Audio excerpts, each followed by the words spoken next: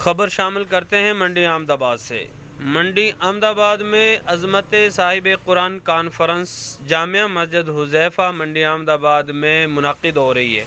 मोरखा 15 नवंबर बरोज़ पीर बाद नमाज असर, जिसमें तिलावत कलाम पाक के लिए फ़खरुल क़ुर्रा कारी अब्दुल रशीद साहब लाहौर से और हदिया नात पेश करने के लिए मद्दाए हबीब किबरिया मौलाना कारी शाहिद इमरान आरफी साहब साहिवाल से और सना खान मुस्तफ़ा मौलाना मुफ्ती ज़ोहरुल हसन मदनी साहब बसीरपुर से तशरीफ़ ला रहे और ख़ुसूसी खिताब के लिए ख़तीब आलम इस्लाम हज़रत मौलाना पीर अब्दुल हनान सदीकी साहब तशरीफ़ ला रहे।